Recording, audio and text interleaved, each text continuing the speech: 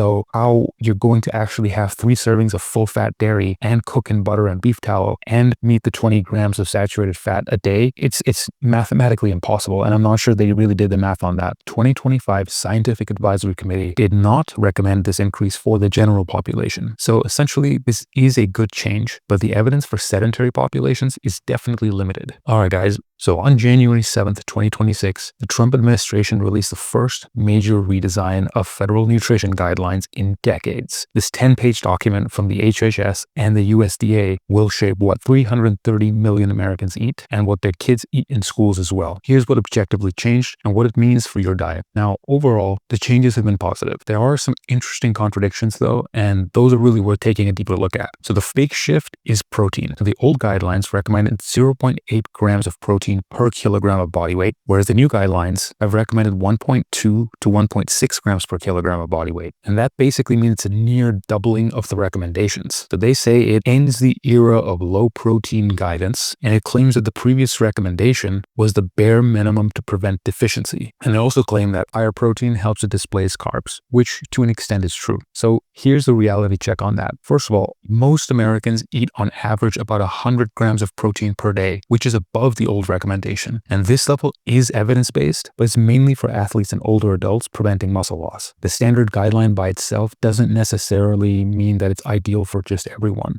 And it is worth noting that the 2025 Scientific Advisory Committee, who reviewed 2 years of the latest research, did not recommend this increase for the general population. So essentially, this is a good change, but the evidence for sedentary populations is definitely limited. Now, the interesting part here is the new guidance on saturated fat and dairy. And in essence, it's a major contradiction. So the numbers, which are still unchanged, recommend that the saturated fat doesn't make up more than 10% of your daily calories, which works out to about 20 grams of saturated fat a day for a 2,000 calorie diet. So this basically has not changed. Now, the messaging, which has changed dramatically, is that the old approach recommended low fat or fat-free dairy to limit its saturated fat. And the new approach actually recommends 3 servings of full-fat dairy a day. And so the problem with that is that 3 servings of full-fat dairy typically are going to contain 15 to 21 grams of saturated fat alone, which is already basically at the limit for the 20 grams of saturated fat a day in a 2,000 calorie diet. That basically completely wipes out your saturated fat quota for the entire day. Now, some of the good things are that new guidelines do recommend cooking more with olive oil, which is great. And if I had one singular oil to cook with and to consume the majority of my daily fat, it would be with olive oil for sure. But the new guidelines, again, do recommend using butter and beef tallow. And beef tallow is actually explicitly mentioned. Now, again, it's worth noting that butter and beef tallow both primarily saturated fat. And so how you're going to actually have 3 servings of full-fat dairy and cook in butter and beef tallow and meet the 20 grams of saturated fat a day, it's mathematically impossible. And I'm not sure they really did the math on that. So the guidelines essentially say that you should significantly limit highly processed foods. But this really avoids the math of the saturated fat equation that they're explicitly outlining rather than fixing it. And the main reason we avoid saturated fat is that butter and beef tallow and other sources of saturated fat tend to raise your LDL, which is your bad cholesterol, while olive oil, on the other hand, reduces it. So the messaging is definitely mixed and can definitely mislead consumers. Because at the end of the day, just because it's a whole food source doesn't actually negate the saturated fat chemistry itself and its impact on our cholesterol levels. So moving on from there, the other good thing is that they have explicitly named processed foods. So it's for the first time in federal guidelines, ultra-processed foods are explicitly named and warned against. So what even counts as ultra-processed foods? Basically packaged, prepared, ready-to-eat foods, chips, cookies, candy, sugar-sweetened beverages like sodas, like fruit drinks and energy drinks, refined carbohydrates like white bread, breakfast cereals, flour tortillas, and crackers. In addition to that, foods with artificial flavors, which include petroleum-based dyes, artificial preservatives, and foods with artificial sweeteners as well. So the good thing about this is that it is backed by real evidence linking these foods to chronic disease and by real, clear, actionable consumer advice. And it's the first major acknowledgement of processing itself. So why not ultra process? And the reality is that the FDA is still developing its official definition of what ultra processing is. And it's worth bearing in mind that processing itself doesn't make something bad. In essence, if we're going to extract white sugar out of sugarcane, that is a form of processing by itself, but it's a means of isolating sugar from the raw material, which which is sugar beets or sugarcane. And there's nothing wrong with that. And that's the same thing can really apply for something like whey protein. Whey protein is an isolation of the protein that's in dairy. So the isolation and processing itself is not a problem, but it's really worth considering how it's processed and what is added and modified along the way, which is really crucial. And that's really what makes ultra-processed foods like ready-to-eat foods with partially hydrogenated fats, trans fats, unhealthy. And if you're getting value from this, make sure you slam those like and subscribe buttons. So guys, remember to grab your TDEE calculator in the description below if you're explicitly trying to gain or lose weight. And make sure to comment, what do you think about these new guidelines? Do they make sense to you? Is this how you already eat? I'd love to hear from you guys what you think about these new guidelines. All of this is super confusing to you and you're not sure where to go with diet and nutrition and with exercise, and you want some help getting there, make sure you reach out in the description below, because I've gone from this to this, and it's not just about fat loss and it's not just about muscle gain. It's about getting everything in order and making sense for you and your lifestyle. So interestingly, there's also a new section on the microbiome where they talk about how highly processed foods can disrupt your microbiome and digestion. And they do mention that vegetables, fruits, fermented foods like kimchi, sauerkraut, and miso support a healthy gut microbiome. And they also reflect the emerging science on gut health. So this all in all is definitely a major positive shift. The next part is on added sugars, which has per meal limits. So the old approach had less than 10% of your daily calories, which is about 50 grams of added sugars a day on a 2,000 calorie diet coming from added sugars. The new approach is definitely more actionable because it explicitly outlines less than 10 grams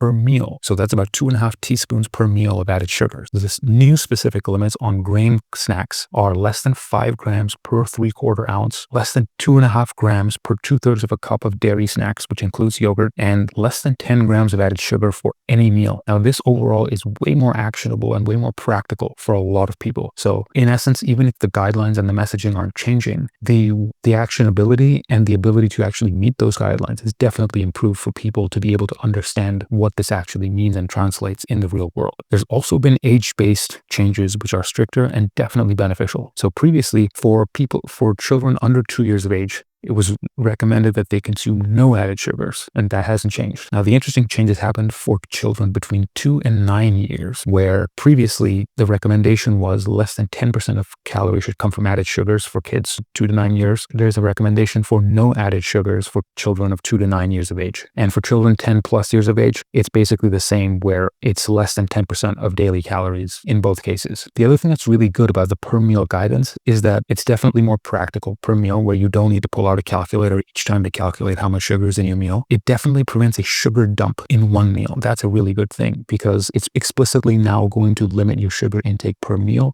rather than look at it on a daily caloric intake, whereas you can potentially just cram in an entire day's added sugar into a single meal, which would be harmful and would be a sugar dump for your body for sure. It's definitely a stricter requirement in practice, but overall, definitely a solid improvement. So now everything else. Fruits and vegetables, the recommendation is for 3 servings of vegetables and 2 servings of fruit, which are unchanged from the old guidelines. And the emphasis is still on the whole form. And there's also an acceptance of frozen and canned fruits as long as there's no added sugar, which again is the same as before. The prior guidance for 2 to 4 servings a day of whole grains are also unchanged, but there is a new emphasis on explicitly avoiding refined carbohydrates, which is a good thing. And there's also more specific examples given to consumers for what refined carbohydrates are. And if you look at the pyramid itself, there is a visual change, because the old food pyramid from 1992 had carbohydrates at the base. And if we look at My Plate, which was the guidelines from 2011 to 2025, it had a balanced kind of circle structure. And the new pyramid is essentially inverted, where you have protein and dairy at the top. So what does all of this really get right? So we have a naming of ultra-processed and highly processed foods. We have per meal sugar limits, which are actually practical and actionable by most consumers. We have increased protection for children and no added sugars until age 10, which is a big deal. We also have an acknowledgement of the importance of a healthy gut microbiome. There's also simple eat real foods messaging, which is a great step in the right direction. And there's an explicit endorsement of fermented foods for gut health, which is also a great thing. What this gets wrong is that there's no evidence overall for such high protein levels for sedentary individuals, firstly. Secondly, the average American already consumes more than enough protein per day,